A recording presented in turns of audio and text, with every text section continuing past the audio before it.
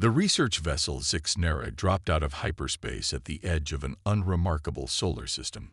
Its crew, a team of xenobiologists and planetary scientists from the Galactic Confederation, had been tasked with cataloging potentially habitable worlds in this unexplored sector. Initiating standard scan protocols, announced Chief Scientist Vexlor, his tentacles dancing over the control panel. The ship's sensors hummed to life, probing the system for signs of life. Suddenly, the bridge erupted with a cacophony of alerts. Junior Scientist Cleara's bioluminescent patches flashed in alarm. "Chief, we're detecting multiple anomalies on the third planet." Vexlor glided over to Cleara's station, his compound eyes widening as he processed the incoming data. "Impossible," he muttered. "Run the scans again." But the results remained unchanged. The third planet from the system's yellow dwarf star was a perplexing contradiction of everything they thought they knew about habitable worlds. "The atmosphere," Cleara began, her voice trembling with excitement and confusion. "It's predominantly nitrogen and oxygen, with trace amounts of argon and carbon dioxide. But the levels of pollutants are off the charts." Vexlor's tentacles coiled thoughtfully. A naturally occurring oxygen-rich atmosphere shouldn't coexist with such pollution levels. Unless it's artificially maintained, finished Cleara, her bioluminescence pulsing with the implication. The bridge fell silent as the gravity of their discovery sank in. They had potentially stumbled upon a previously unknown spacefaring civilization. "What else can you tell me about the planet?" Vexlor asked, his scientific curiosity overriding his initial shock. Cleara's appendages flew over her console. "It's a terrestrial planet, approximately 70% covered in liquid water. The land masses show an incredible diversity of biomes, from frozen polar regions to lush equatorial forests and vast arid deserts." "Any signs of artificial structures?" Vexlor probed. In response, Cleara magnified the visual feed on the main view screen. The entire crew gasped collectively. The planet's night side was aglow with countless pinpricks of light, forming intricate patterns across the continents. "Those are definitely not natural phenomena," Vexlor declared. "We're looking at a global civilization, possibly at the cusp of becoming an interplanetary species." As the Zixnera continued its orbit, the day side of the planet came into view. The crew watched in fascination as massive atmospheric disturbances, storms, they would later learn, swirled across the planet's surface. "The climate appears highly unstable," noted Gritak, the ship's meteorologist. "Yet we're detecting life signs everywhere. How can any species thrive in such chaotic conditions?" Vexlor's answer was interrupted by another alert from Cleara's station. "Chief, I'm picking up artificial satellites in orbit. Thousands of them. And, wait, there's a large structure. It appears to be a primitive space station." The excitement on the bridge was palpable. First contact protocols were immediately initiated, and a coded message was sent back to Galactic Confederation headquarters. The Zixnera had made the discovery of the century. Over the next several days, the alien scientists observed the strange world from orbit, careful to remain undetected.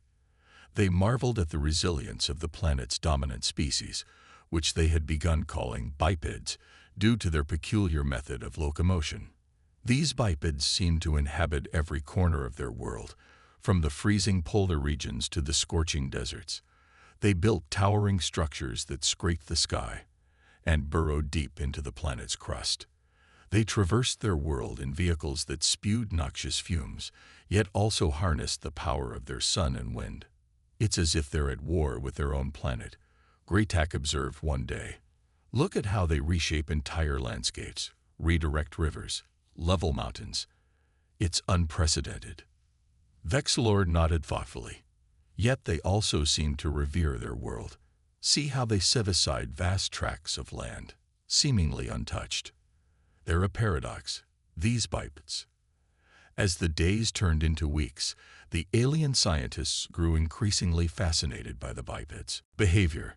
They watched as the strange creatures gathered in enormous numbers, sometimes to engage in curious rhythmic movements, other times to watch smaller groups of bipeds engage in physical competitions. Their social structures are incredibly complex, Cleara noted. They seem to form bonds not just for reproduction, but for a multitude of other reasons we can't yet fathom. But it was the bipeds' technology that truly captivated the alien observers. Despite being primitive by Galactic Confederation standards, the speed at which the bipeds' technology was advancing was unprecedented. "Look at this," Vexilor called out one day, gesturing to a historical analysis on his screen.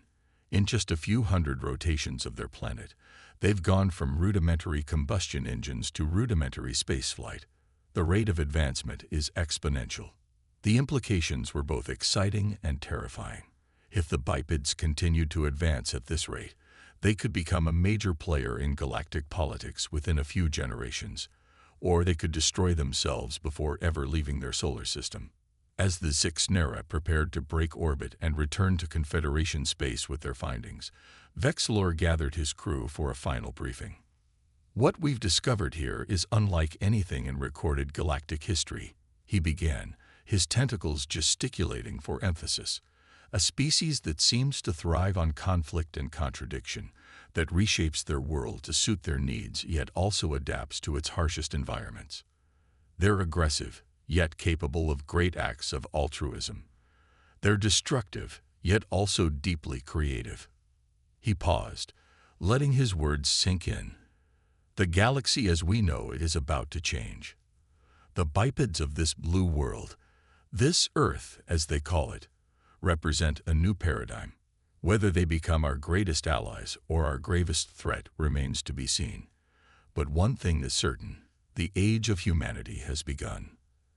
As the Six Nera engaged its hyperdrive and disappeared into the depths of space, the blue planet continued its eternal dance around its star, blissfully unaware of the profound impact it was about to have on the galactic stage.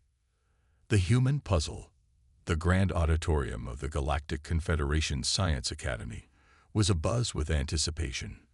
Beings from 1,000 worlds had gathered to hear the findings of the Six Nera expedition. As Chief Scientist Vexilor took the stage, a hush fell over the crowd. "Esteemed colleagues," Vexilor began, his tentacles weaving intricate patterns in the air. "What we discovered in the Sol system defies conventional wisdom about sapient species evolution." The holographic display behind him flickered to life, showing a blue-green planet spinning slowly. The third planet, which the natives call Earth, hosts a species known as humans. Their physiology alone presents a fascinating paradox. The image zoomed in, displaying a detailed anatomical diagram of a human. Gasps and murmurs rippled through the audience. "As you can see," Vexilor continued, "humans are carbon-based life forms with an internal skeleton of calcium phosphate. Their body temperature averages 37 degrees Celsius, maintained by an internal combustion system that requires constant fuel and oxygen." He paused, letting the information sink in. "Yes, you heard correctly. These creatures are essentially walking furnaces, burning resources continuously just to maintain basic functions." The audience buzzed with disbelief. Cleara, now promoted to senior scientist, stepped forward to continue the presentation. "What's truly remarkable is their adaptability," she said, her bioluminescent patches pulsing with excitement. "Despite their narrow range of survivable temperatures, humans have managed to inhabit nearly every biome on their planet." The hologram shifted, showing humans in various environments, from scorching deserts to frozen tundras, from oxygen-thin mountain peaks to the crushing pressures of the deep sea. They achieve this not through natural adaptation, but through the use of technology. Cleara explained. They create artificial environments to survive in places their bodies were never meant to go. The next series of images showed humans in spacesuits, deep-sea diving gear, and protective suits for extreme environments. Vexilor took over again. "But perhaps the most puzzling aspect of human physiology is their reproductive process." He paused, almost embarrassed. "Humans require two sexes to reproduce, and their offspring are completely helpless for years after birth. The audience chittered in shock. The idea of investing so much time and resources into raising young seemed wildly inefficient to most galactic species. And yet, Vexilor continued, this long period of dependency might be key to their remarkable cognitive development. Human brains are extraordinarily plastic, capable of learning and adapting throughout their entire lifespan. The presentation shifted to focus on human behavior. Cleara stepped forward again. Humans exhibit a wide range of behaviors that often seem contradictory. They are capable of great violence, yet also demonstrate remarkable altruism, even towards members of other species. The hologram displayed scenes of human conflict juxtaposed with images of humans rescuing animals, caring for the sick, and engaging in various charitable activities. They form complex social structures. Cleara explained, from small family units to vast nation-states encompassing billions of individuals. Yet these structures are in constant flux, with humans frequently challenging and reshaping their social norms. Vexilor interjected, this capacity for social change may explain their rapid technological advancement. In just a few centuries, they've progressed from simple tools to rudimentary space exploration. The audience murmured in a mix of admiration and concern. Such rapid advancement was unprecedented and potentially destabilizing to the galactic order. However, Vexilor continued, their technological progress comes at a great cost to their planet. Humans have significantly altered Earth's climate and ecosystems, pushing many species to extinction. The hologram showed stark images of deforestation, polluted waterways, and smog-choked cities. And yet, paradoxically, many humans are deeply concerned about their impact on their world. They've established conservation areas and are developing technologies to mitigate their environmental damage. Cleara took over once more. One of the most fascinating aspects of human behavior is their creation and consumption of art. The hologram displayed a montage of human artistic endeavors, paintings, sculptures, music, dance, and more.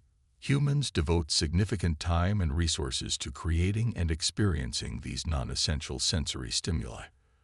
While the evolutionary advantage isn't clear, it seems to play a crucial role in their cognitive and emotional development. As the presentation neared its end, Vexilor addressed the growing unease in the room. I know many of you are concerned about the potential threat humans pose to galactic stability. Their combination of rapid technological advancement, resource consumption, and capacity for violence is indeed alarming. The audience nodded in agreement, some members shifting nervously in their seats. However, Vexilor continued, his voice taking on a note of hope. We must also consider their potential as allies. Their adaptability, creativity, and resilience could be invaluable in facing galactic-scale challenges. Cleara stepped forward one last time. We stand at a crossroads. The decision of how to approach humanity will shape the future of our galactic community. Do we observe from afar? Do we attempt to guide their development? Or do we welcome them as equals into the galactic fold? The auditorium erupted in heated debate. Some argued for immediate containment of the human threat, while others advocated for cautious engagement. A smaller faction pushed for full disclosure and invitation into the Galactic Confederation. As the debate raged on, Vexilor and Cleara exchanged a knowing look. Whatever the Confederation decided, it was clear that the discovery of humanity would forever change the course of galactic history. In the following weeks, the Confederation would establish a permanent observation post in the Sol system, hidden from human detection. Teams of xenoanthropologists, linguists, and cultural experts would dedicate their careers to unraveling the human puzzle. But even as the Confederation studied humanity, humanity was looking to the stars with growing curiosity and ambition. The age-old question, are we alone, was about to be answered, though not in a way anyone on Earth could have predicted. The stage was set for a meeting that would reshape the galaxy. Humanity's first step into the cosmic community was approaching, ready or not. Cultural shock. The observation post Epsilon, cloaked in the shadow of Earth's moon, bustled with activity. For the past 5 Earth years, it had been home to an elite team of xenoanthropologists, linguists, and cultural experts from across the Galactic Confederation. Their mission: to study humanity up close and prepare for the inevitable first contact. Dr. Silvax, the station's lead linguist, slithered into the main control room, her scales shimmering with excitement. "We've done it," she announced, her forked tongue flicking rapidly. "We've finally cracked their primary global communication network, something they call the Internet." The room erupted in a cacophony of alien cheers and congratulations. This breakthrough would provide unprecedented insight into human culture and behavior. As the team delved into the vast ocean of human digital content, however, their initial excitement quickly gave way to confusion, and in some cases, outright horror. "I don't understand," chittered Grack, a spindly arachnoid sociologist. "They have the knowledge and technology to solve most of their planet's problems, yet they choose not to implement them. Why?" Dr. Zilvax's head swayed pensively. "It seems their global decision-making processes are incredibly complex and often hindered by something they call politics." The team watched in fascination as humans argued endlessly about issues that seemed to alien eyes to have clear solutions: climate change, resource distribution, healthcare. All problems that the Confederation had solved eons ago were still hotly debated topics on Earth. But it wasn't all baffling. The aliens found themselves captivated by human creativity. Their art, music, and storytelling were unlike anything in the known galaxy. The concept of fiction, crafting elaborate false narratives for entertainment, was particularly novel. "Look at this," exclaimed Ixora, a bioluminescent fungoid specializing in media analysis. "They create entire imaginary worlds and spend hours immersing themselves in them. They call it gaming." The observation team soon found themselves engrossed in human entertainment. They'd binge-watched TV series, played video games, and even attempted to recreate human sports in the station's zero-gravity recreation area, with mixed, often hilarious results. However, their deepening understanding of human culture also brought new concerns. "Their history is rife with conflict," noted Kraz, the team's military analyst, his exoskeleton clicking nervously. "They've developed weapons capable of destroying their entire civilization multiple times over." Dr. Zilvax nodded solemnly. "Yet they've also shown remarkable restraint. Despite possessing these weapons for decades, they've refrained from using them on a large scale." The team's culinary expert, a gelatinous being named Blorf, was particularly disturbed by human eating habits. "They consume other life forms for sustenance." He bubbled in disbelief. "Not just plants, but other animals. Some even eat members of their own species in times of extreme duress." This revelation led to a heated debate about the ethics of meat consumption that lasted several Earth weeks and ended with half the station's staff converting to vegetarianism. As the research continued, the team grappled with the paradoxes of human behavior. Humans were capable of incredible kindness and horrific cruelty, often within the same individual.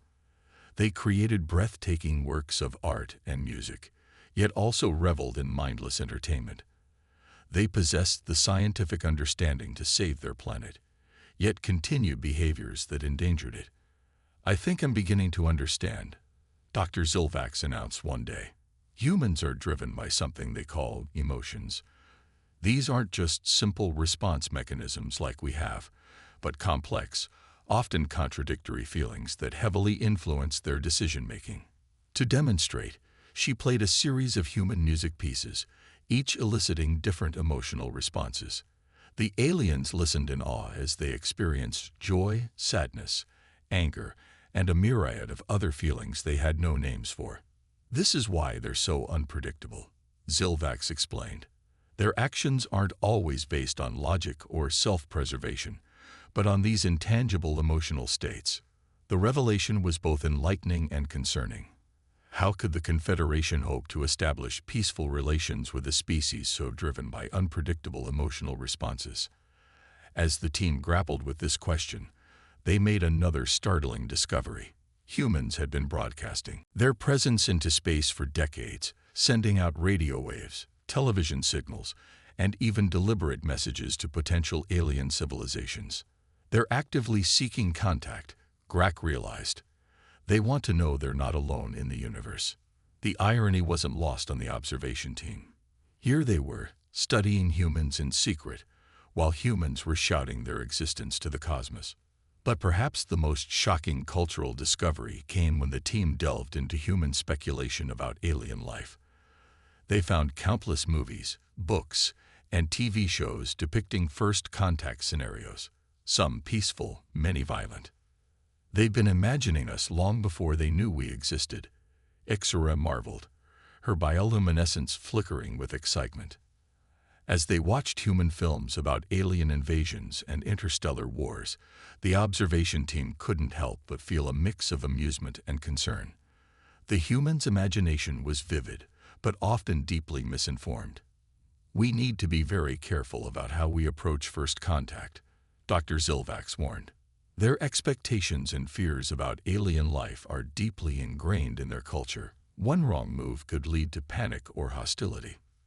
The team agreed, but they also recognized the incredible potential for cultural exchange. Human creativity, their ability to imagine and adapt to new concepts, could make them invaluable members of the galactic community. As their study of human culture deepened, the observation team found themselves changing too. They began to appreciate human art, laugh at human jokes, and even adopt some human mannerisms. We came here to study them, Grach noted one day. But in the process, we're becoming more like them.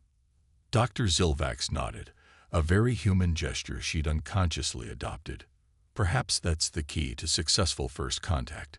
We need to understand them not just intellectually, but emotionally. As the observation post prepared its report for the Galactic Confederation, one thing was clear. Humanity, with all its flaws and virtues, all its paradoxes and potential, was unlike anything the galaxy had ever seen. The impending first contact would not just change humanity, it would change the entire Confederation. The stage was set for a meeting of worlds, a collision of cultures that would reshape the galaxy forever. Humanity's debut on the cosmic stage was about to begin, and no one, human or alien, was truly prepared for what would come next. The resilience factor. As the Galactic Confederation debated the merits and risks of initiating first contact with humanity, an unexpected event forced their hand. A massive solar flare, far more powerful than anything in Earth's recorded history, erupted from the sun and hurtled towards the blue planet. On Epsilon Station, alarms blared. Dr. Zilvax and her team watched in horror as their instruments predicted widespread devastation. The flare would fry electrical grids, disrupt communications, and potentially expose the planet's surface to dangerous levels of radiation. We have to warn them, Grach chittered frantically. Their technology isn't advanced enough to detect this in time. But Kraz, the military analyst, raised a valid concern. If we reveal ourselves now, in their moment of crisis, they might perceive us as the cause of their misfortune. It could lead to hostility. As the team argued, Dr. Zilvax made a decision. We'll warn them anonymously. Ixora, can you hack into their emergency broadcast systems? Ixora's bioluminescence pulsed with determination. Already on it, Doctor. Within minutes, every television, radio, and internet-connected device on Earth broadcast the same message.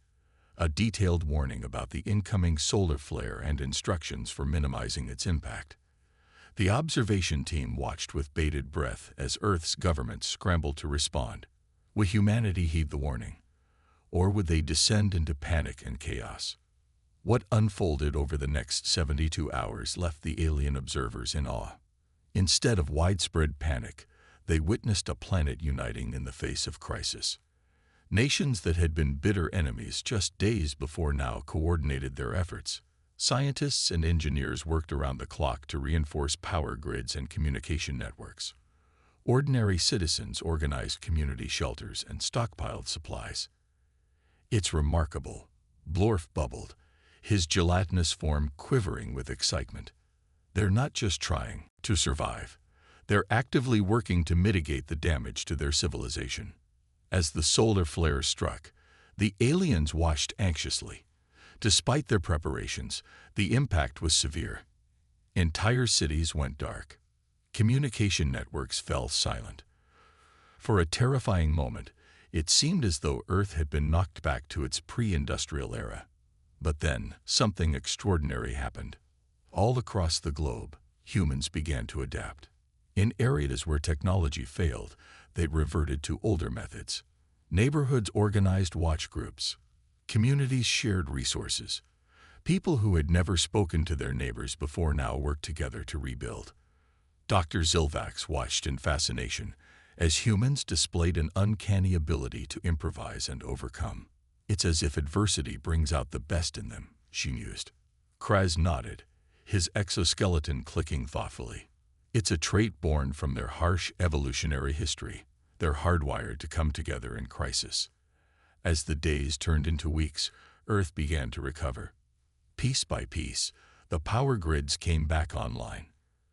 Communication networks were restored, and throughout it all, the observation team noticed something else, a renewed sense of global unity. "Look," Ixora pointed out, her bioluminescence pulsing rapidly. "They're not just rebuilding what was lost. They're improving their infrastructure, making it more resilient." Indeed, in the wake of the crisis, humans seemed driven to not just recover, but to evolve. New technologies emerged, designed to withstand future solar events. Global cooperation led to breakthroughs in clean energy and resource management. "It's as if the crisis was a catalyst for their development," Grack observed. "They've advanced more in the past few months than they did in the previous decade." But perhaps the most surprising development came in the realm of space exploration. The close call with the solar flare had reinforced humanity's vulnerability on their single world. Now, there was a renewed push for colonizing other planets in their solar system. Dr. Zilvax watched in amazement as humans fast-tracked plans for Moon and Mars bases. "They're not content with just surviving," she realized. "They're determined to thrive, to spread beyond their homeworld." As Earth recovered and pushed forward, the Galactic Confederation found itself facing a difficult decision. Humanity had proven its resilience and adaptability. They had faced a crisis that could have ended their civilization, and instead used it as a stepping stone for advancement. "We can no longer justify keeping our existence a secret," Dr. Zilvax argued in her report to the Confederation. "Humanity is on the brink of becoming a multi-planet species. It's only a matter of time before they discover us." The debate in the Confederation was fierce. Some argued that humanity's resilience made them too unpredictable, too dangerous to engage with. Others saw their potential as allies, capable of offering fresh perspectives and innovative solutions to galactic problems. In the end, it was decided that first contact would be initiated, but cautiously. A small delegation would be sent to Earth, led by those who had studied humanity most closely. As the delegation prepared for their historic mission, Dr. Zilvax found herself reflecting on all they had learned about humans. Their capacity for both destruction and creation, their emotional complexity, and above all, their incredible resilience. "We thought we were coming to study a primitive species," she said to her team as they made final preparations. "Instead, we found beings who may well reshape the galaxy." Grack chittered nervously. "Do you think they're ready for this? To learn they're not alone in the universe?" Dr. Zilvax's scales shimmered with a mix of excitement and apprehension. "Ready or not, the moment has come. Humanity has proven they can face the unknown and emerge stronger. Now, they face the greatest unknown of all." As their ship detached from Epsilon Station and began its descent towards Earth, the alien delegation knew they were about to change the course of galactic history. Humanity's resilience had earned them a place on the cosmic stage. Now, it was time for their debut performance. The ship streaked across Earth's sky, a bright light that caught the attention of millions. In homes, offices, and public spaces around the world, humans looked up in wonder and anticipation. The moment they had long dreamed of, the answer to their age-old question, was finally at hand. Humanity was about to learn they were not alone, and the galaxy was about to learn that humanity was a force to be reckoned with. A new perspective.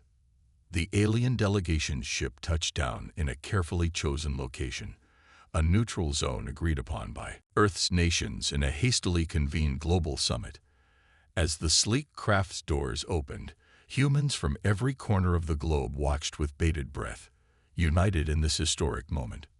Dr. Zilvax led the delegation, her serpentine form gliding down the ramp. Behind her came Grak, Ixora, Blorf, and Kraz, each representing a different species from the Galactic Confederation. They had spent years studying humanity. Now, they would be the first to make direct contact. The Human Welcoming Committee, composed of world leaders, scientists, and diplomats, stood in awe. Despite years of speculation and preparation for this moment, the reality of meeting alien life left many speechless. Dr. Zilvax raised her upper body, her scales shimmering in the sunlight, and spoke. Thanks to their years of study, the aliens had mastered human languages. People of Earth, she began, her voice translated and broadcast globally. We come in peace and friendship. We are representatives of the Galactic Confederation, a community of diverse species united in the pursuit of knowledge and mutual prosperity. The response from humanity was as varied as the species itself. Some reacted with joy and excitement, others with fear and suspicion. Conspiracy theories exploded across the internet, ranging from accusations of a government hoax to predictions of imminent invasion. But as the initial shock wore off, humanity's innate curiosity took over. Questions poured in from every corner of the globe. How many alien species were there? How long had they been watching Earth? What was life like on other planets? The alien delegation answered each query patiently, slowly building a bridge of understanding between their civilizations.